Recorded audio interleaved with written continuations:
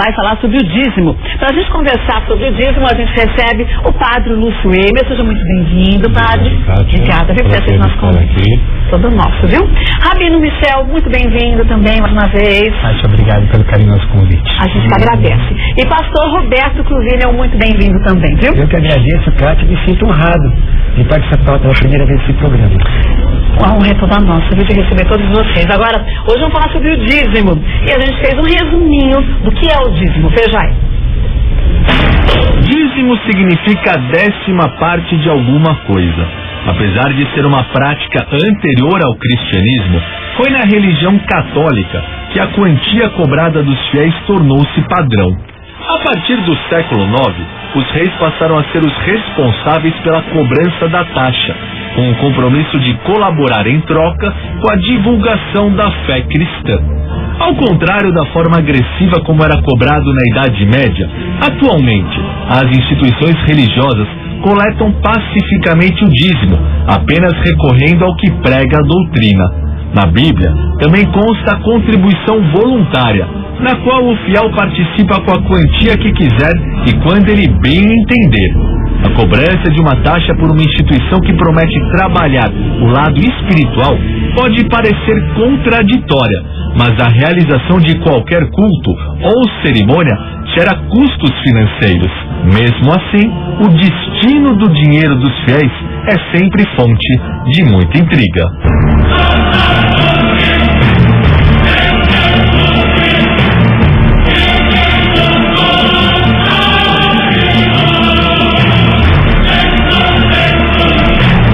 Intriga essa que as pessoas que fazem, né? Porque o termo dízimo nada mais é do que uma forma, e a gente vê isso na Bíblia, da gente aprender a dividir, né?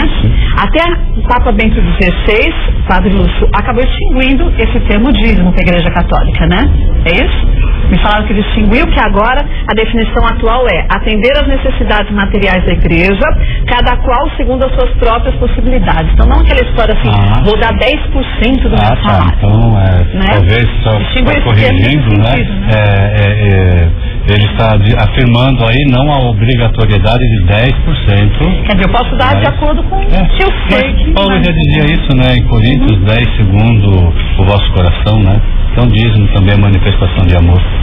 Mas as pessoas encaram, quando a gente fala em dízimo, eu acho que não todas, a gente nada na vida para generalizar, mas de uma forma meio pejorativa. Eu tenho que dar o meu dinheiro para a igreja, porque sabe Deus o que a igreja vai fazer.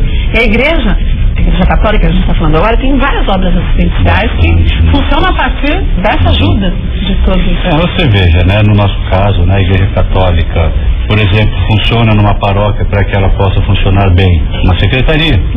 A secretária precisa do salário, porque ela está trabalhando. O trabalhador merece seu salário.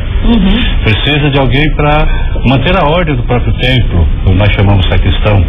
A equipe para fazer limpeza, água, luz, telefone, decoração, a hóstia, o vinho que é usado na missa. De onde sai tudo isso?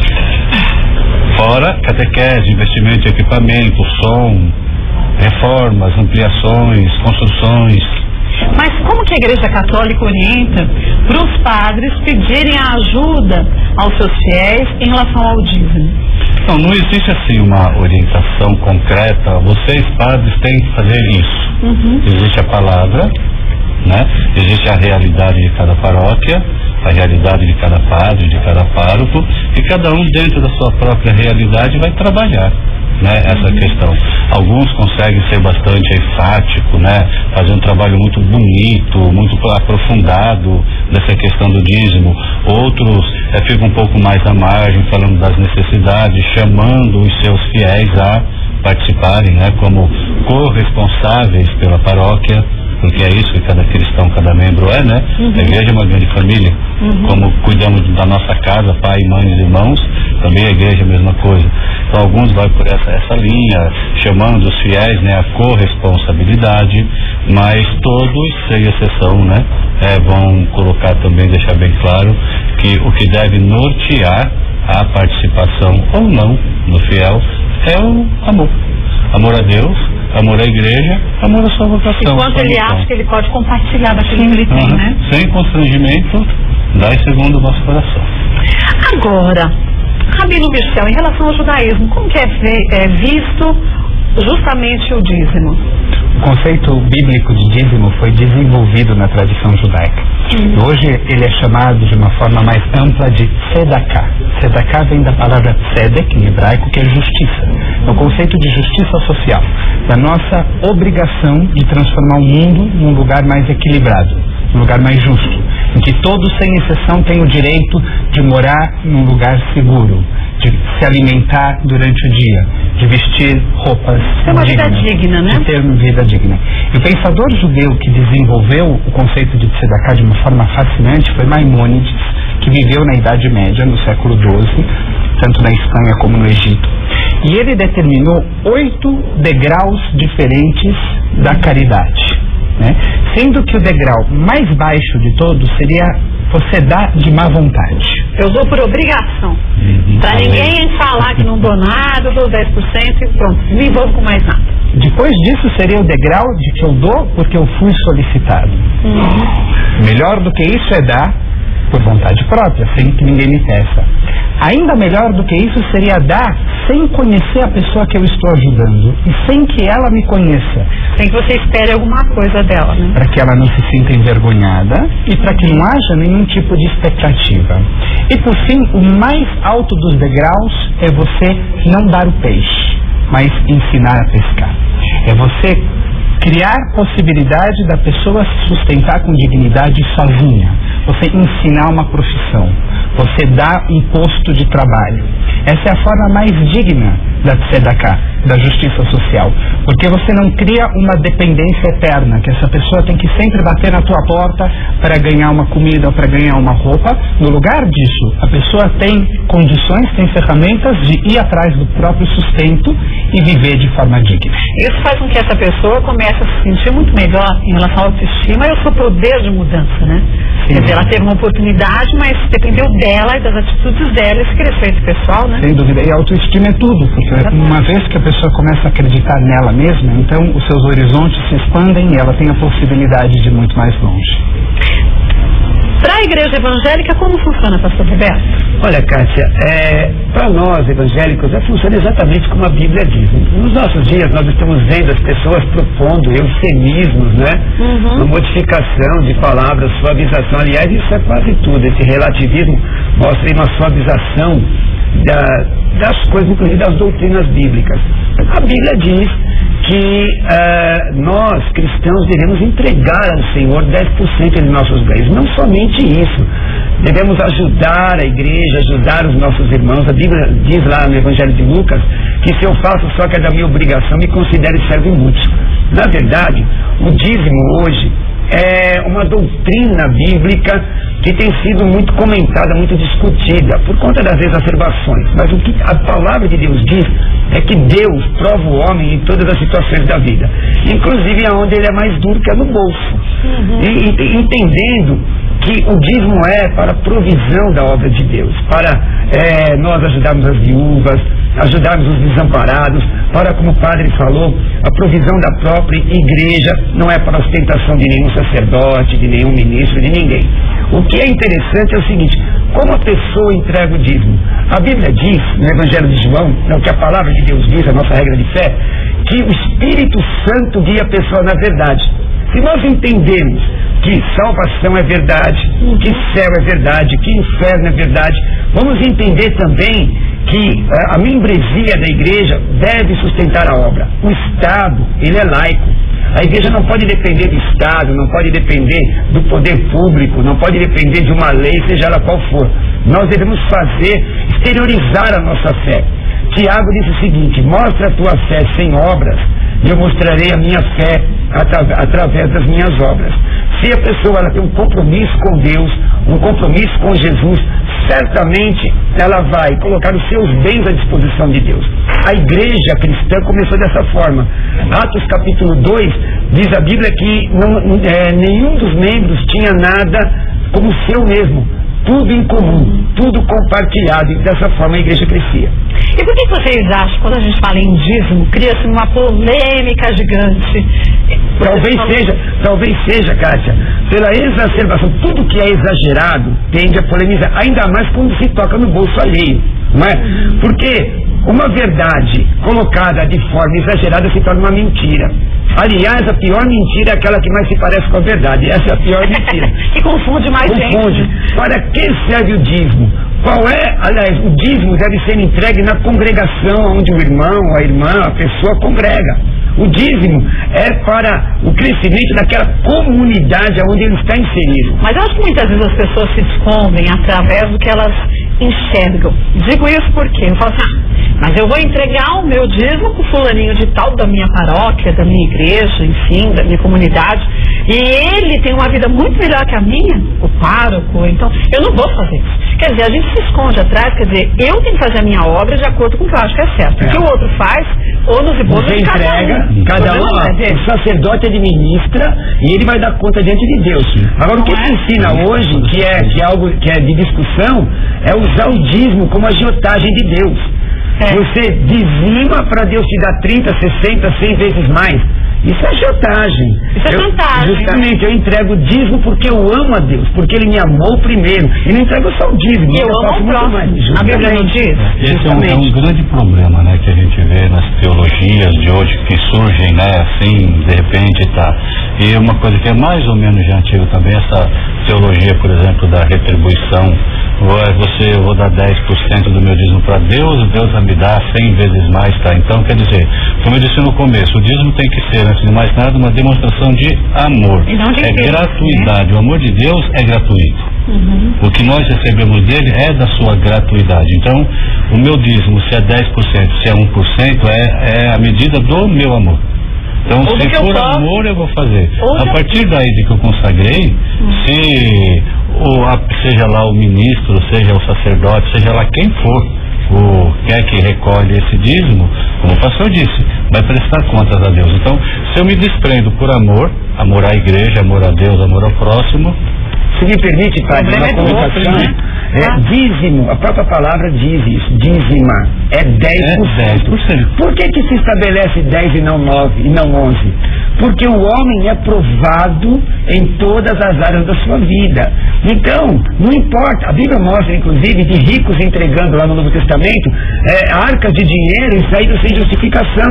E uma viúva pobre entregou 2 moedinhas, e ela foi justificada. Não se compra o céu, a questão da indulgência, que é do século XVI, ou a questão de negociar com Deus, como a teologia da prosperidade ensina aí, não tem o menor respaldo bíblico. Isso é uma exacerbação.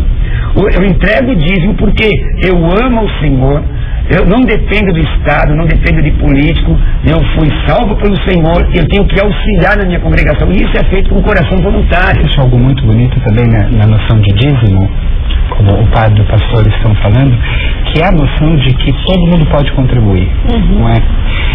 Porque a pessoa que tem uma fragilidade social, às vezes ela sente que ela não pode dar.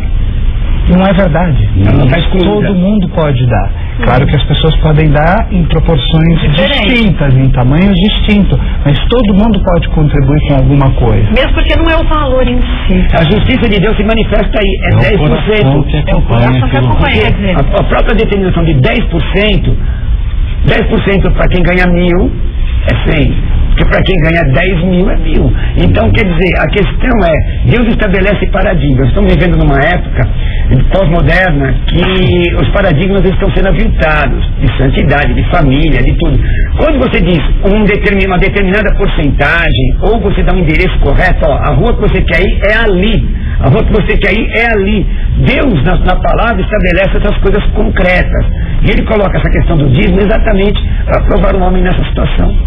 Mas a gente sabe o quanto que muitas famílias estão ouvindo a gente agora, estão vivendo um desemprego muito grande, passando necessidade, muitas vezes, até de prover o alimento para a família.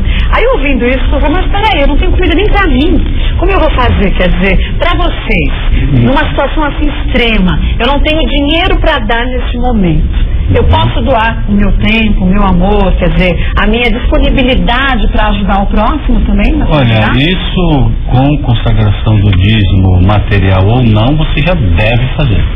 Consagrar o seu tempo, o seu amor, isso já Né? Mas senão, a pessoa não se sente sim, menos, eu não vou me sentir menor do que, por exemplo, o Rabino Michel, que eu não posso É evidente que você vai consagrar seu dízimo, seu 10% daquilo que você recebe.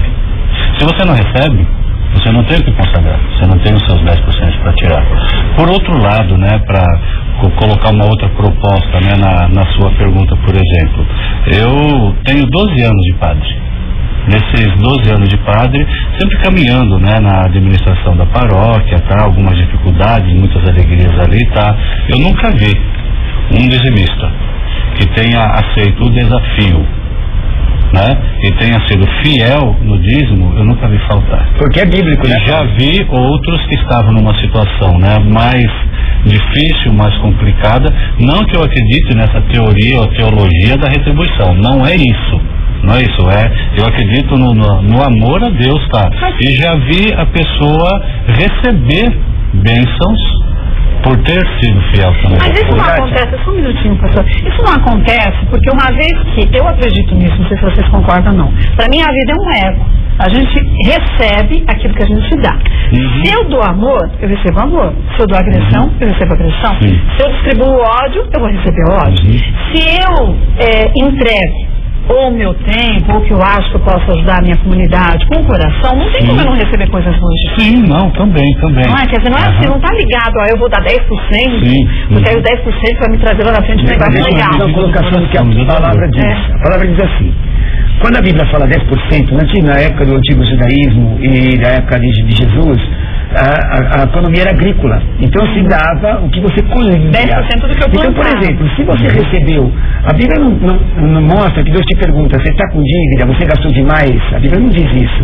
A Bíblia diz, você tem que ser dizimista. Então, dízimo, por exemplo, se você não recebeu nada, você não dá nada.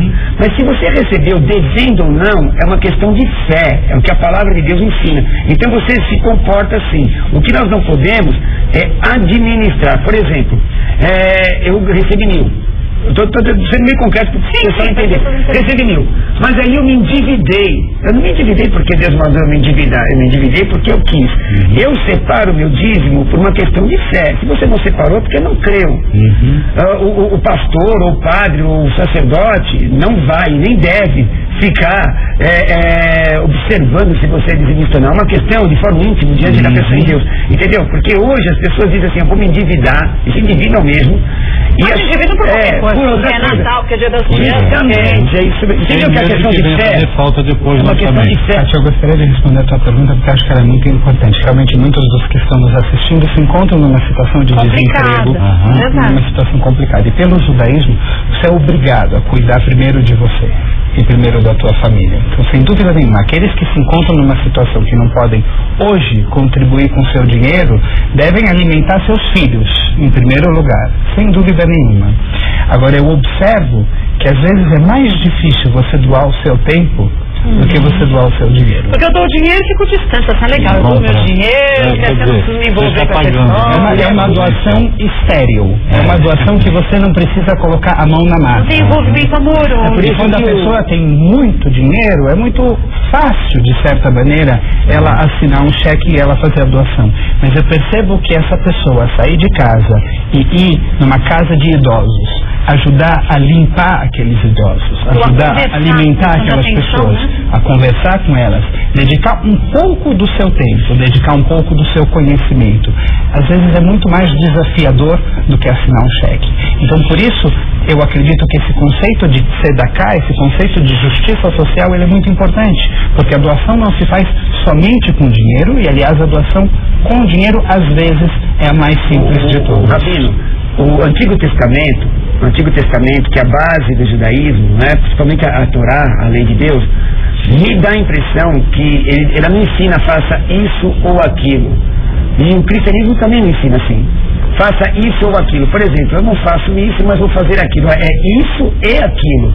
É o que Tiago disse com o padre. Diz assim, se você mostra a tua fé sem as obras, eu vou mostrar para você a minha fé através das minhas obras.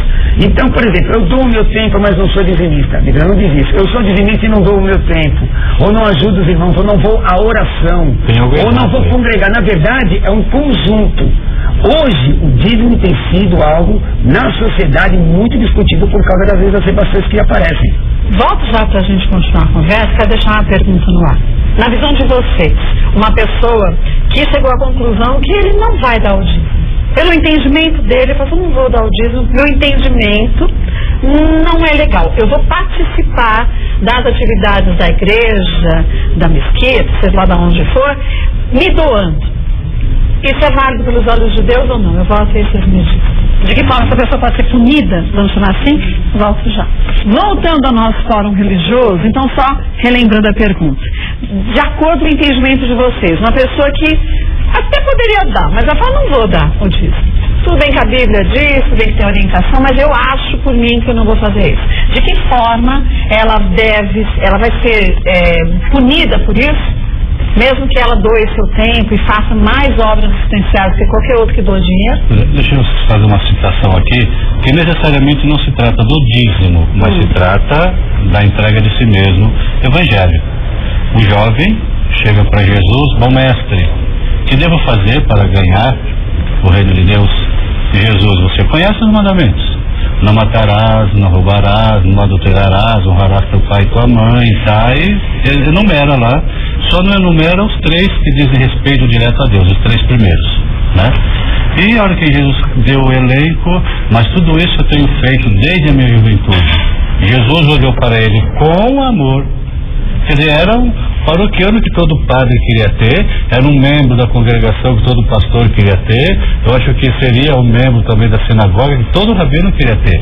Uma pessoa ótima, maravilhosa, fazendo tudo o preceito da lei, tudo direitinho. Está lá quadradinho. Jesus olha para ele com amor e diz, só te falta uma coisa, venda o que tem, dê aos pobres, e depois vem e segue-me. Nesse momento, essa pessoa se afastou triste porque ele estava muito apegado às coisas.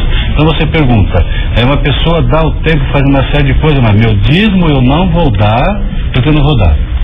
O que será que está por trás desse sentimento? É o egoísmo? Não, às vezes é um questionamento. Por exemplo, não citando situações, mas eu lembro que determinada situação com fulano de tal X foi usada de uma forma indevida. As pessoas vão ficando meio incrédulas. E nos dias de hoje, a gente sabe que infelizmente isso acontece muita frequência. Talvez seja por conta de uma situação... Desconfiança da aplicação disso. Talvez seja, Kátia, por uma questão é o seguinte, o ponto de vista da palavra de Deus de comunidade, seja no Antigo ou no Novo Testamento, é um local que você conhece as pessoas. No meu caso, eu sou pastor, se fosse psicólogo, eu ia usar um livro de psicologia, mas eu sou pastor e uso a Bíblia. Salvação é por fé.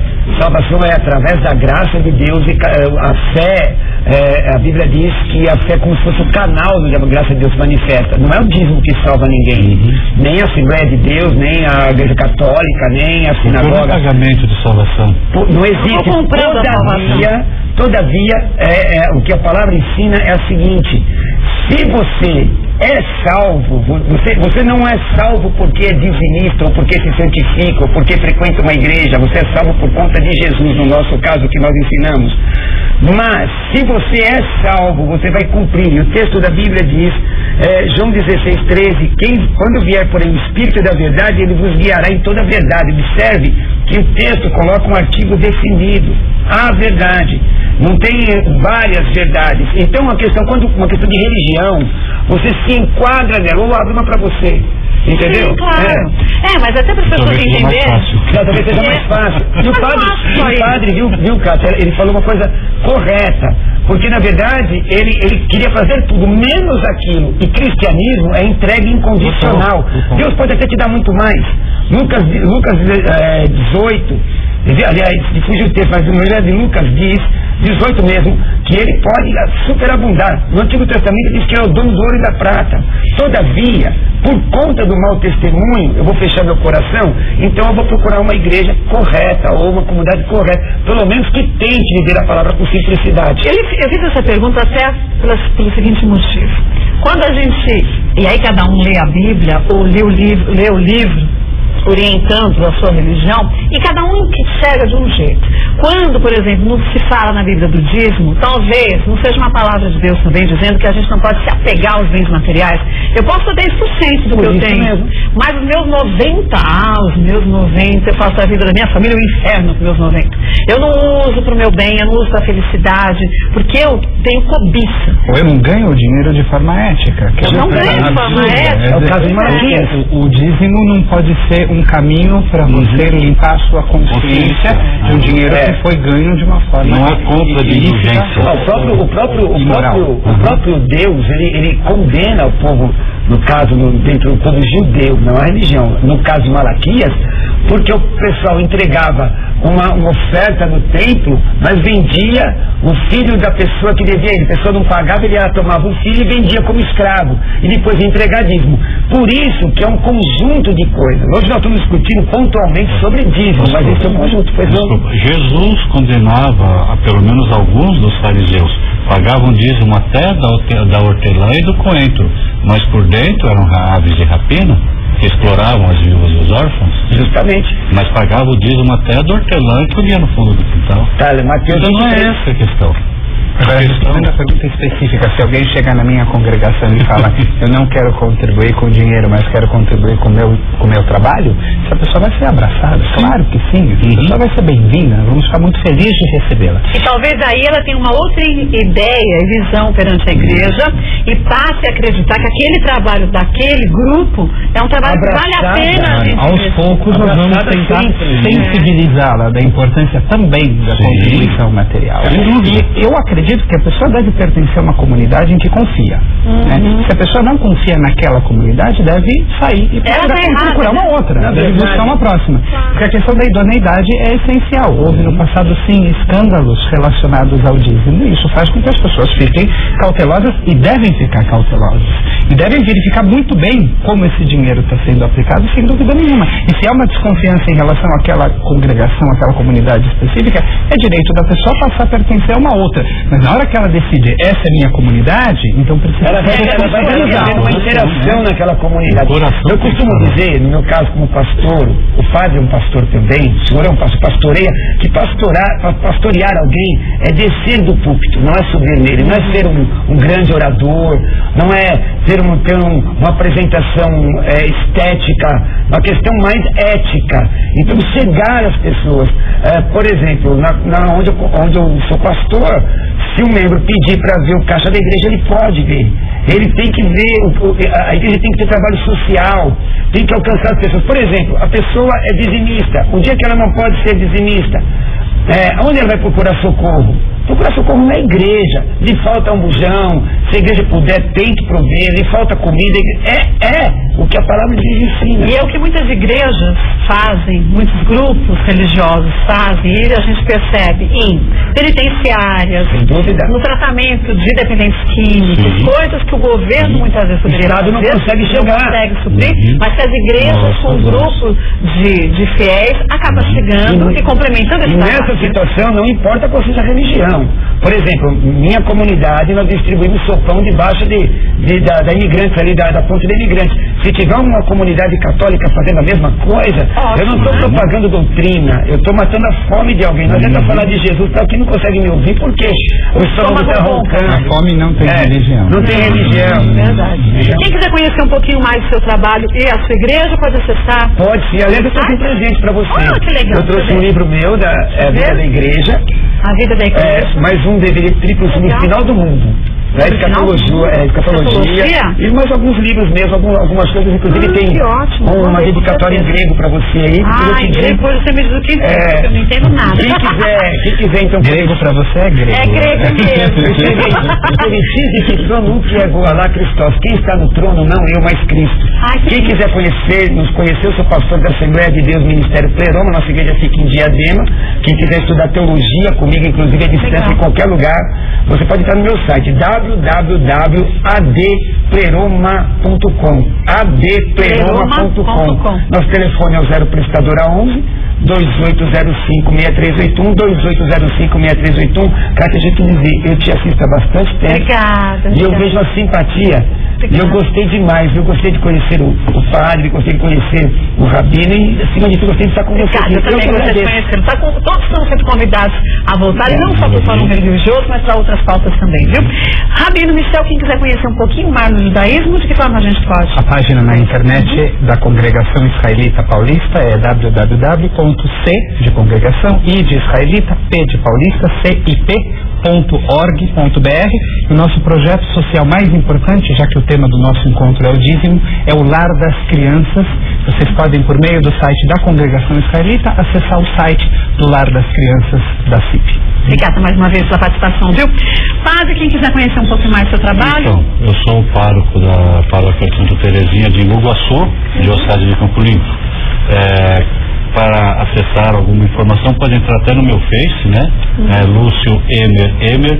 A paróquia tem um site também, mas ele está parado, que estamos remodelando, né? Estamos consertando e ainda não foi ao ar ainda. Mas através do Face, né? Lúcio Emer, dá para se conseguir também ter informações. Eu tô curiosa. Isso aqui uma experiência, né? Minha e a Lucinha, que é uma paroquiana, né? Que anima lá o ministério, né? Da missa dominical. Nós estamos fazendo essa experiência pela atração fonográfica. E quem quiser conhecer também o trabalho de vocês pelo CD, pelo seu Facebook, a gente também também. Queria agradecer demais a sua participação. Foi uma alegria. Toda minha, viu? Você. É uma coisa nova, gostoso. Gostei muito. Da próxima vez você fica mais relaxado, você vai ver. Padre Lúcio Emer, muito bem-vindo, obrigado pela participação. Rabino Michel, mais uma vez, obrigada. E pastor Roberto Tuzímio, mais uma vez, obrigado, espero mais vezes. Digo isso porque eu falo assim, mas eu vou entregar o meu dízimo pro fulaninho de tal da minha paróquia, da minha igreja, enfim, da minha comunidade, e ele tem uma vida muito melhor que a minha, o pároco, então eu não vou fazer isso. Quer dizer, a gente se esconde atrás, quer dizer, eu tenho que fazer a minha obra de acordo com o que eu acho que é certo. O que o outro faz, ônus e bônus de cada um, o sacerdote administra e ele vai dar conta diante de Deus. Agora, o que se ensina hoje, que é algo que é de discussão, é usar o dízimo como agiotagem de Deus. Você dizima para Deus te dar 30, 60, 100 vezes mais.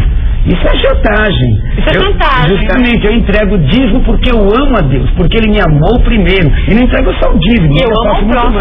A Bíblia não diz. Esse é um grande problema, né, que a gente vê nas teologias de hoje, que surgem, né, assim, de repente, tá. E uma coisa que é mais ou menos já antiga também, essa teologia, por exemplo, da retribuição. Eu vou dar 10% do meu dízimo para Deus, Deus vai me dar 100 vezes mais, tá? Então, quer dizer, como eu disse no começo, o dízimo tem que ser, antes de mais nada, uma demonstração de amor. É gratuidade. O amor de Deus é gratuito. O que nós recebemos dele é da sua gratuidade. Então, o meu dízimo, se é 10%, se é 1%, é a medida do meu amor. Então, se for amor, eu vou fazer. A partir daí de que eu consagrei,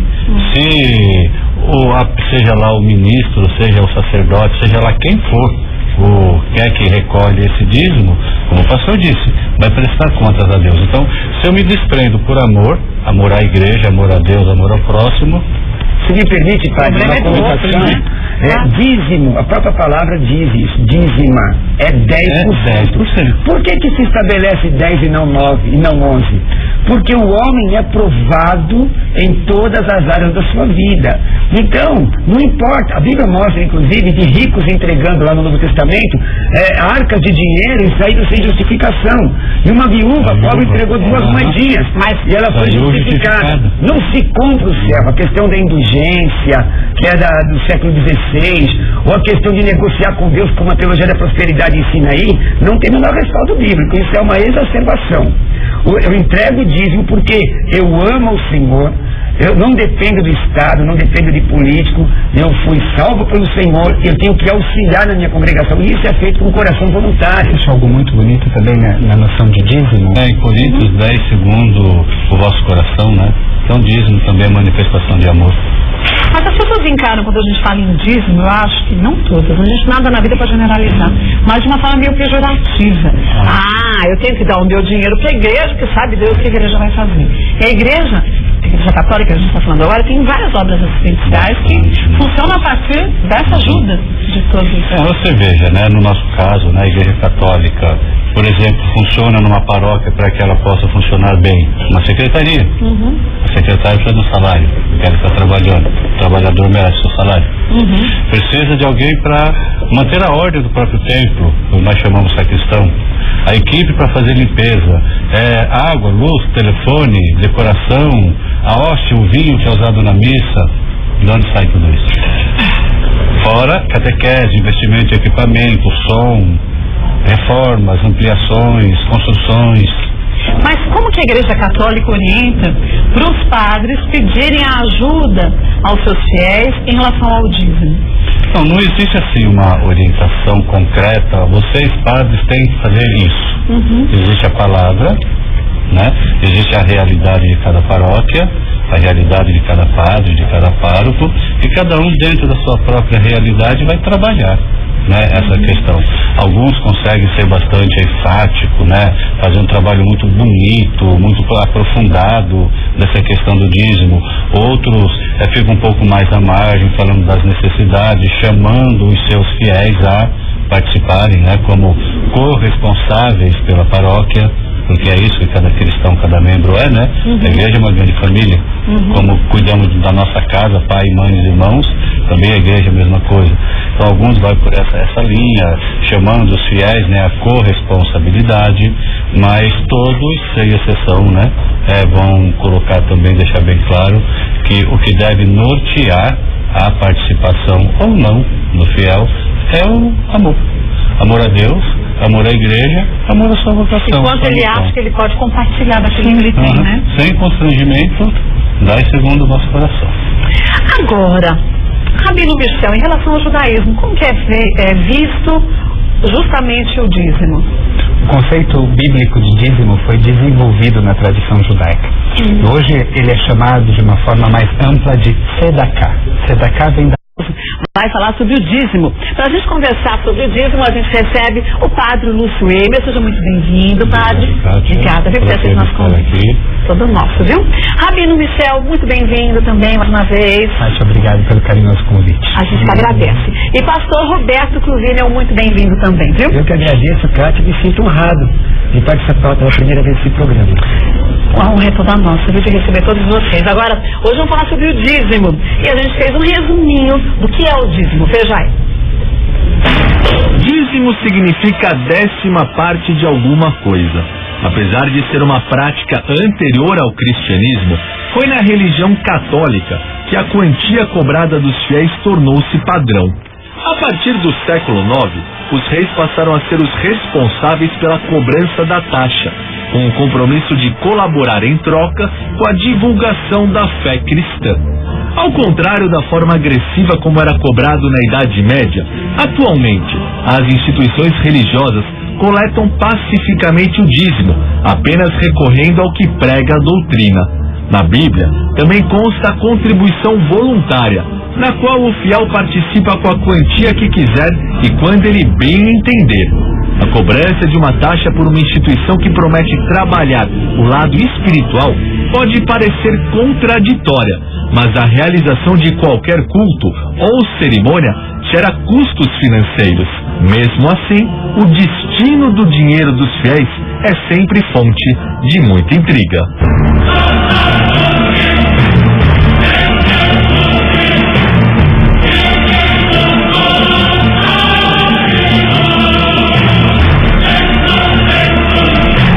Intriga essa que as pessoas que fazem, né? Porque o termo dízimo nada mais é do que uma forma, e a gente vê isso na Bíblia, da gente aprender a dividir, né?